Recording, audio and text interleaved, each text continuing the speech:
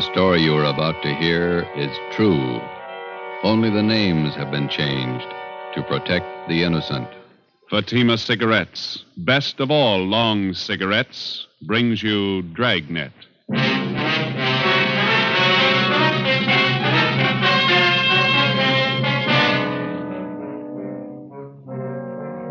You're a detective sergeant.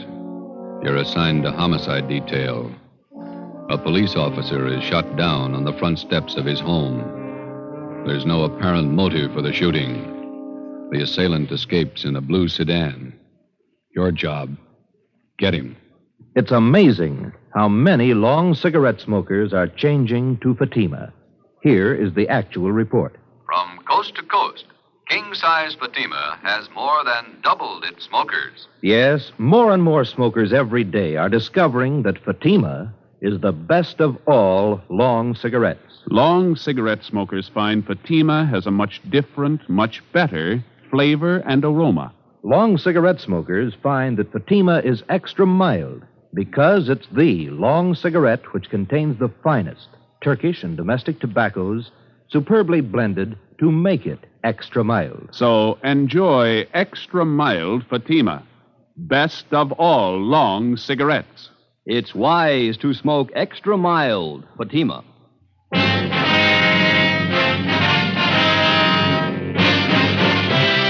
Dragnet, the documented drama of an actual crime. For the next 30 minutes, in cooperation with the Los Angeles Police Department, you will travel step by step on the side of the law through an actual case from official police files. From beginning to end, from crime to punishment, Dragnet is the story of your police force in action. It was Sunday, May 23rd. It was warm in Los Angeles. We were working the day watch out of homicide. My partner's Ben Romero. The boss is Thad Brown, chief of detectives. My name's Friday. I was off duty reporting back in on an emergency call. It was 5 minutes past 3 a.m. when I got to room 42. Homicide. Hi, Joe. Hi. How is he? He's dead. Oh? Went kind of fast, huh? I just got the call a couple of minutes ago. He died in the wet hospital. Friday, Ben, let's go. Thad Brown's office. All right. How did it happen, Skipper? Haven't got all the details. Guy used a shotgun, point blank. Fillmore didn't have a chance. Chief of the detective's office, he got crime lab? Yeah, out there now. Right. Chief Ron Egan? Down the hall with Captain White, intelligence office. Said to have you wait. Okay, we'll be inside. Right. You want to fill us in, Skipper? Not much to tell. Fillmore was working the day watch out of robbery. He left work at 6 o'clock last night, drove home. Yeah. He had dinner, then he and his wife went to a show. He got home about 11:30, went to bed. Yeah. About 1:30 this morning, the front doorbell rang and Fillmore answered it. His wife said she heard him open the door, and there was a gunshot. She ran to the front door in time to see a guy jump in a car and drive away. Fillmore was lying on the porch, chest ripped open. You say the guy used a shotgun? Yeah. No other information on the car he used? Blue sedan, that's all the wife could tell us. She didn't get the license number, said it looked like a new model car. No physical evidence, huh? Haven't found anything yet. Here's the boss. Chief? Elliot, you brief Friday and Romero? Told him much as I know. Any idea what the guy's motive was? Revenge. Any leads? Just one. Then White Intelligence came up with it. A guy by the name of Jake Carver. Carver? Not familiar. Got out of Folsom 3 days ago. Served 7 years armed robbery. Yeah. Fillmore was the man who got Carver and sent him up. The time he was sentenced, Carver swore up and down he'd get Fillmore when he got out. Hot-headed punk. Where do we look for Carver? Already checked where he's supposed to be staying, not there. Mm-hmm. There's a list of guys he used to run with before he went to Folsom. Thanks. Let's see, Joe. Well, here it is. Ralph Danton, Ernie Travis, Jaime Flores. Carver been seen around town since he got out? Once that we know of, in a bar out on Sunset Boulevard. Flores was with him. Well, how about Travis and Danton? They still around? Let's see. Travis went east 2 years ago. Danton's around. Still runs with Flores. That's where you start. Flores? Yeah. Okay. Any reason? 2. Flores' sister used to go with Carver. Yeah. Flores owns a blue sedan. 3:20 a.m. We checked Jaime Flores' last known address, the old 76 Hotel down on South Alameda. Flores had moved. His forwarding address was his mother's house, 1232 Alabama Street out in Boyle Heights. His mother told us Jaime was living on County View Avenue in Highland Park. 4:30 a.m. We located the address. No garage here. Wonder where Jaime keeps his car. Not parked on the street. Yeah? What do you want? Police officers. Oh, Like to talk to Jaime Flores? Jaime?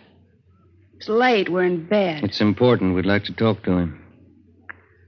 All right. Wait. I'll go get him up. Jaime. Come on, get up. Come on, Jaime. Cops at the door want to talk to you. What'd they say? They want to talk to you. Okay, baby. Yeah, officers. What can I do for you? You Jaime Flores? That's right. We're looking for Jake Carver. You know where he is? I wish I did. I'm through with that guy. Why? What's the matter? He borrowed my car the day before yesterday. Said he'd only be gone a couple hours. I'm still waiting. You own a blue sedan, is that right? Yeah, 48 Chevy. Why, did he crack it up? Couldn't tell you. Do you have any idea where we can look for Carver? If I did, I'd be looking myself. Do you know if Carver's got a gun? Why, that punk pull a job? Does he have a gun? In the trunk of the car. I use it on hunting trips. What kind? Shotgun. 4:45 a.m. We got out a broadcast and an APB on Jake Carver, containing a complete description of the car and its license number. Roadblocks were set up on all main roads leading out of the city, and police details at the airports, bus depots, and the railroad terminals were alerted. All of the people whom Carver was known to have run with before he was sent to Folsom Penitentiary were rounded up and brought in for questioning. While Captain Elliott from Homicide supervised the interrogation, Ben went across the street to check with a coroner at the morgue. I contacted Lee Jones at the crime lab. 6 a.m., we met in Chief of Detectives Thad Brown's office. Crime lab find anything? Single footprint, that's all. Jones found it in one of the flower beds in front of Fillmore's home. Does it tie in? Size 10. That's Carver's size. A little help. Is there any indication Carver might still be in the city? No, there was a good 3 hours between the time Fillmore was shot and the roadblocks went up. What about Carver's pals? Did they help any? Well, Flores is the only one who admits seeing him since he got out. What about Flores' sister, Dorothy? She lives out in Long Beach, and Cenas and Burton are bringing her in now. That guy, Flores, did you question him again, Elliot? Yeah. You satisfied with everything he told you that he knows? That's right. He doesn't seem to be too close to Carver. No record of any correspondence with him while he was in Folsom. How about the coroner's report now? Shotgun, close range, hit him hard. Well, there's mugshots of Carver. Are they out? Photocopy's still working on it. Turning out 2,000. Excuse me. Brown speaking. Albert. Right. They got Dorothy Flores in the interrogation room. You want to talk to her, Elliot? Ben, you and Joe talk to her. Tell Cenas and Burton to check in here. I got another angle I want them to start on. Right, let's go, Joe.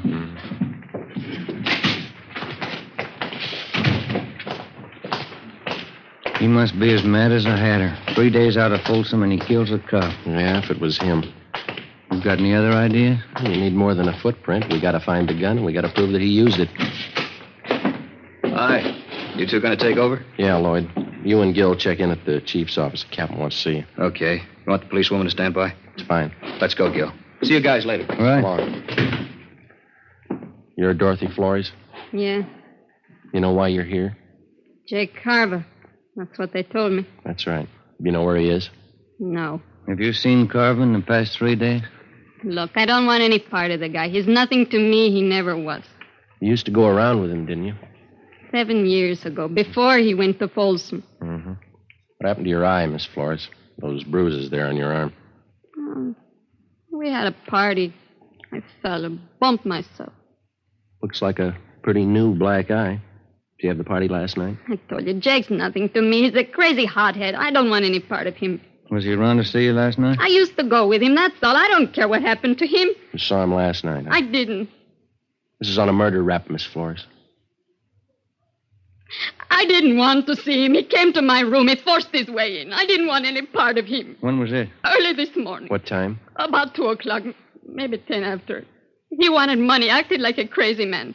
I told him I didn't have any money. He slugged me. That's how I got this mouse. What do you want the money for?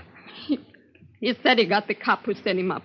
He had to get out of town. He took my purse, $48 in it. Was he driving your brother's car? Yeah.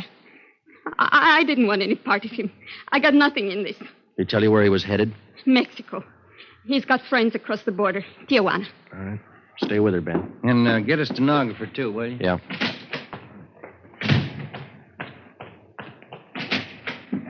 Friday? The Flores girl, Skipper. Carva saw her this morning, admitted shooting Fillmore. She says he's headed south for Tijuana. Maybe he stopped off on the way. How do you mean? The drugstore in San Pedro just held up. Owner was shot and killed. Yeah? The guy was driving a blue sedan.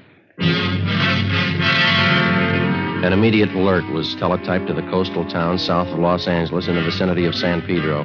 The San Diego police were alerted, as were the Mexican authorities in Tijuana and other designated points of entry along the California-Mexico border. 7:50 a.m. Ben and I, together with Lloyd Barton and Al Shambra of Homicide, drove down to San Pedro and checked in with Lieutenant Maxwell at San Pedro Homicide.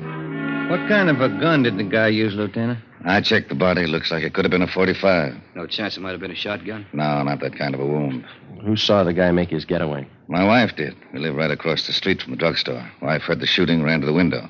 She says it was a blue sedan. She didn't see the license plate? No. I got a look at the car before it disappeared. It looked like a Chevy to me. There's been no sign of it since the roadblocks went up? Not yet. It's pretty hard to understand. How do you mean? Take a look at the map here. Here's Palos Verdes and Clifton to the west.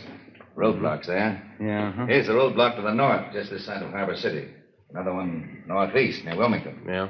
This one here, outside of Long Beach. Had 4 roads to pick from. They're all blocked off, huh? No turnoffs, no detours. All the roads are under patrol. You think he got south beyond Long Beach before the roadblocks went up? Not a chance. Yeah, it's hard to figure. He could be hiding out somewhere along the way. Excuse me, man. This is Lieutenant Maxwell.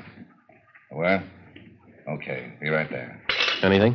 I found the car off the Coast Highway, blue Chevy sedan. How about Carver? Bloodstains in the front seat. That's all they found.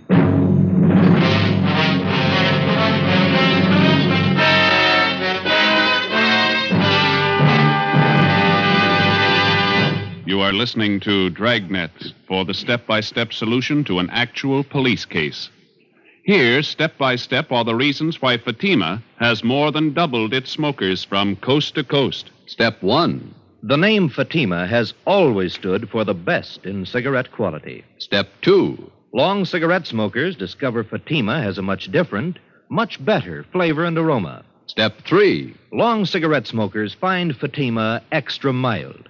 Fatima is the long cigarette which contains the finest Turkish and domestic tobaccos superbly blended to make Fatima extra mild. And that's why more and more smokers every day agree it's wise to smoke extra mild Fatima. It's wise to smoke extra mild Fatima. Yes, the name Fatima on that golden yellow package is your insurance of an extra mild smoke. So enjoy king-size Fatima, the best of all long cigarettes.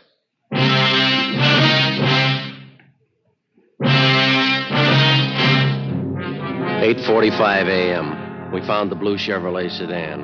It was lying overturned in a ditch just off a dead-end road on the edge of a grove of eucalyptus trees. Oil was still dripping from the crankcase. There were bloodstains on the upholstery in the front seat. In the glove compartment, we found 2 empty shotgun shells. Ben marked them with his initials for evidence and wrapped them in a handkerchief. The fingerprint men were called. We fanned out and started a search of the general area. See if we can't pick up a trail in this eucalyptus grove here. Sure has got me beat. What's that? The car all smashed up back there, blood all over. The guy must have been hurt. How'd he get this far away from the car? What makes you think he did get far? Either that or he's hiding right under our nose. Yeah. No sign of a trail through here? No, there's nothing. There's a clearing up ahead. Come on, let's cut through this brush here. Ben, come here. Yeah. Take a look. The trunk of this tree. Brown smears on it. Blood? Maybe.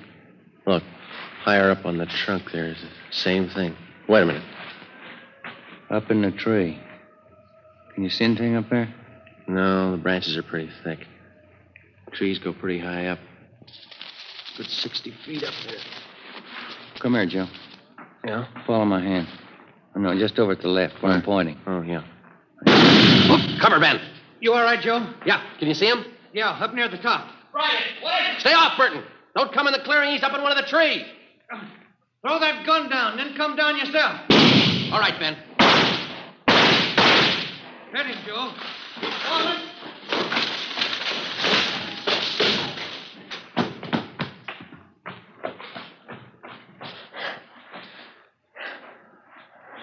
Carver. Shotgun's over there.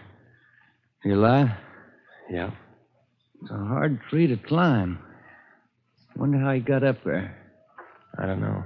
But this was the only way to get him down.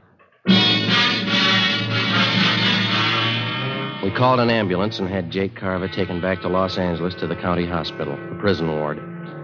We took the shotgun and the empty shells and booked them as evidence with the property clerk. The wrecked blue sedan was impounded. 2 counts of murder were filed against Carver with the district attorney. There was still one important piece of evidence missing, the .45 pistol used in the robbery and murder of the San Pedro druggist. A month passed. While Carver recuperated in the prison ward of the county hospital, we were busy building a case for his conviction. We still had only enough evidence to convict him for one of the murders. Another 2 months went by. On August 30th, Jake Carver was brought to trial for the shotgun murder of police officer Robert Fillmore. 10 days later, the jury found him guilty of first-degree murder. He was sentenced to a life term in Folsom Penitentiary. Knowing that we didn't have enough evidence to convict his client for the murder of the druggist, Carver's lawyer demanded an immediate trial on the second charge. Wednesday, September 12th, 10 a.m. I was called at the chief of detective's office. Friday? Sit down. Thank you. Elliot and I have been talking about this Jake Carver thing. They set the trial date yet? Starts next Tuesday. Bringing Carver down from Folsom tomorrow. It's bum luck. We're not going to convict him on the evidence we've got. We don't even have the gun. We've got to get a conviction. He beat the death rap for killing Fillmore. If he gets over this one, that means he's still eligible for parole. Yeah. So he serves 10 years, maybe. Good behavior. He gets out and he's ready to start in all over again. Yeah, if we could just sew him up for killing that druggist, we could put him away for good. I don't know how, Skipper. It's a pretty good bet that no jury will convict him unless we find that gun. We got another out. Just one. What's that? If we can get Carver to admit he killed that druggist. It's a neat trick. When you and Ben got him last May, did he see you at all? You think he could recognize you again? Well, couldn't have gotten a very good look from where he was up in that tree. Ben did all the testifying at the trial. I wasn't even there. No, he wouldn't know me. Why? When they bring Carver down from Folsom tomorrow, they'll put him in county jail while he's waiting trial. Yeah? Chief figures if we could plant you in the same cell with him, there's a chance he might talk, if you play it right. No, I don't know. He's no beginner. Neither are you. If you carve enough of the right bait at the right time, there's a chance he'll put his foot in it. Maybe. All right, will you set it up with the county jail? Yeah, and remember, he's a killer. Don't take any chances. Suppose he gets wise. Well, then we'll know you tried. The following day at 2 p.m., I was booked at Central Jail as Joe Ramos, a robbery suspect. Ramos was the actual name of an Eastern thief whom we knew was not acquainted with Jake Carver. After being mugged and fingerprinted, transportation officers took me to the 12th floor of the Hall of Justice, where I was booked into the county jail. After that, I was taken down to a cell block on the 10th floor known as the High Power Tank, where prisoners charged with major crimes are held. During the day, the individual cells are left open, and the prisoners are allowed to visit with one another. I was taken back and shown the cell I was assigned to. Jake Carver was already there. He was playing two-handed poker with another inmate on the lower bunk. Here you are, Ramos. This cell here. You can take the top bunk. All right. How many cards you want? Make it 2, Jake. Hey, move, will you? I want to get in my bunk. Come on, make your bet. Says 2 cigarettes. You're 2, bunk you 6. I said I'd like to get in my bunk.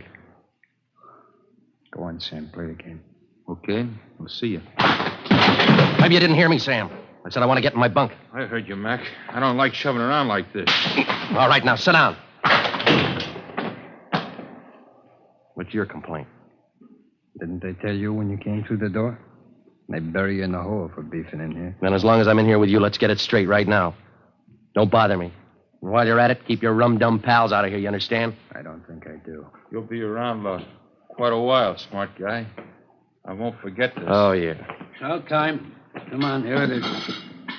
What are you doing down there, Dobbin? Nothing. I always sit on the floor. Get back to your cell. Ciao. Yeah. See you, Jake.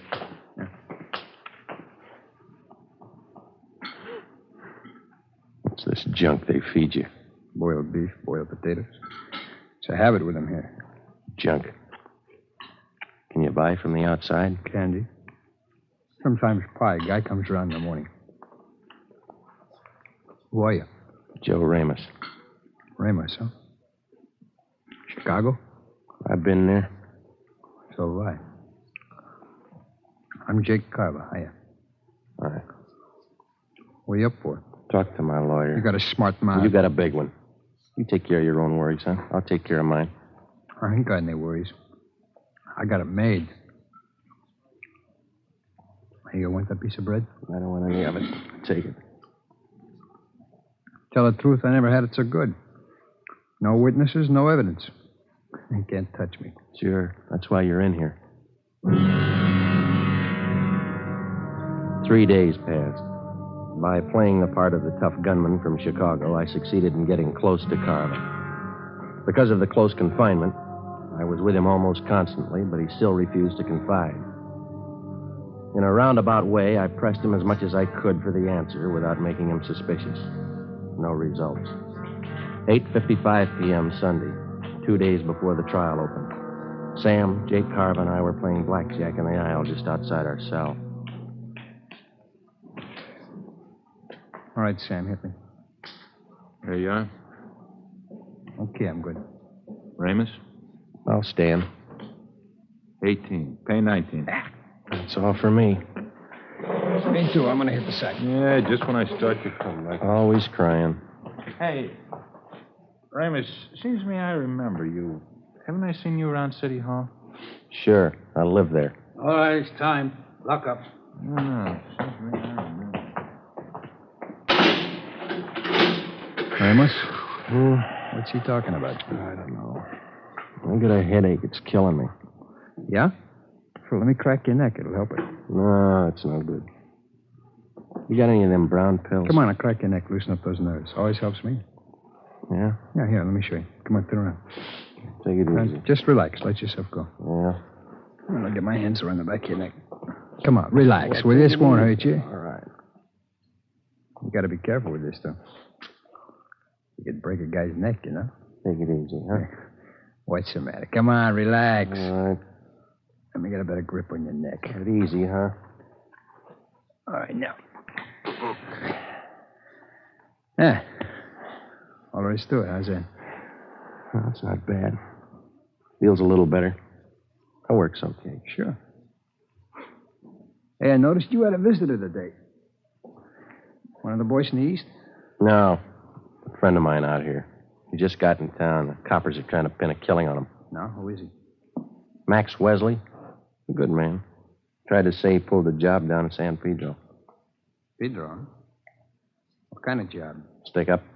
Drugstore a couple months ago. Yeah? That's what they got me on, you know? It's funny. I think I'll get some shut-eye. What about this job they're trying to hang on him? He tell you? I don't remember. The guy who ran the store was shot up, I think. Died. Max wasn't even in town when it happened. Happened in May? Last May? I don't know. I'll see you in the morning. Yeah. Hard bed. They didn't have nothing on Max, huh? They let him go. Oh, not yet. He's out on bail. No, I mean, no evidence on him. No gun, huh? Yeah, they got a gun. I think that's what Max said. Where'd they find it, he say? I don't know where they found it. Go to sleep, will you? You mentioned anything else about Pedro, like San Pedro Hills? Yeah. Maybe that's where they found it. I think Max said that. No. That couldn't be. All right. That isn't either. Hey, Ramos, it wasn't the Harbor drugstore, was it? What's eating you anyway? Will you go to sleep? Look, Ramos. Ramos, I gotta know. It's important. What are you talking about? I gotta get some sleep. Will you listen a minute? I ditched the gun down there in the San Pedro Hills. All right, what are you worrying about? They don't send you up for hiding guns? Listen, I'm hot on that job. They got me on one murder rap. If they tag me on another one, it's for keeps. What do you want me to do? Talk to the governor? Are you sure this guy Max said that they found a gun? Now, look, Carver. Max said they found a gun in the San Pedro Hills. Now, you get on down in your bunk and let's talk about it in the morning, huh? What kind? Did he say what kind? I don't know. I don't remember. Was it a 45? Something like that, yeah. 45, I guess that was it. Now, listen. Got that jailer barking down here. Quiet down in there. All right. You go to sleep now? it's not the same one. They couldn't have found it. They haven't talked to me. Ramos. When did they find the gun? Did Max tell you that? When did they find the gun? When? I don't know. He didn't say where? San Pedro Hills. Ramos, I gotta know. Wasn't by a covert, was it? On the hill road? I don't know. I'll ask Max the next time I see him. Is that where you ditched yours? They couldn't have found it. Nobody could have. This covert, see, back on the road. Yeah. There was a piece of cement broken off the bottom edge of the covert, kind of a hollowed-out space inside. I pushed the dirt all around it. You gotta ask Max. Ask him where they found that gun. Yeah, I'll see him Wednesday. I'll ask him. You gotta find out. They could put me away for good. What are you worrying about? They haven't paired you up yet with the gun they found? Yeah. Yeah, that's right. Maybe they didn't figure it. Maybe they forgot. Maybe. Yeah. Cops are dumb. They forget. That's what everybody says, isn't it? Yeah, that's what everybody says.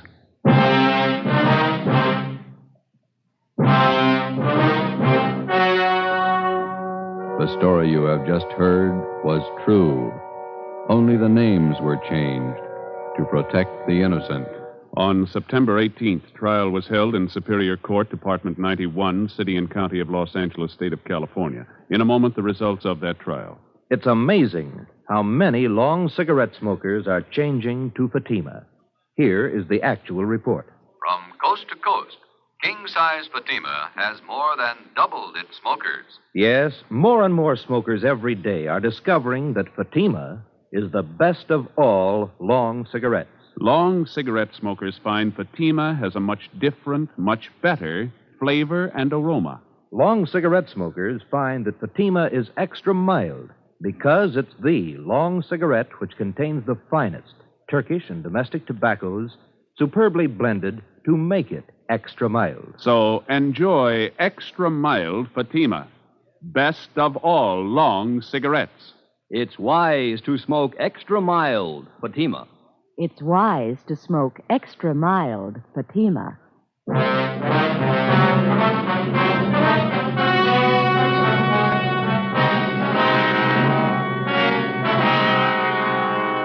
The murder gun, a .45 caliber automatic pistol, was recovered from the San Pedro Hills, and Jacob John Carva was brought to trial. He was tried and convicted of murder in the first degree. The jury again refused to recommend the death penalty. Carva is now serving a life term in the state penitentiary without possibility of parole.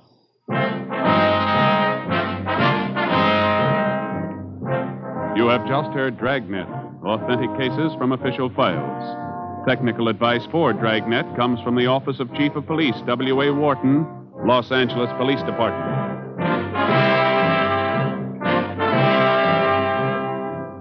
Dragnet wishes to thank the editors of Radio Best magazine for their considerate appraisal of this program. For those of you who may be interested, a novelized version of Dragnet appears in the April issue of Radio Best. Fatima Cigarette, the best of all long cigarettes, has brought you Dragnet from Los Angeles.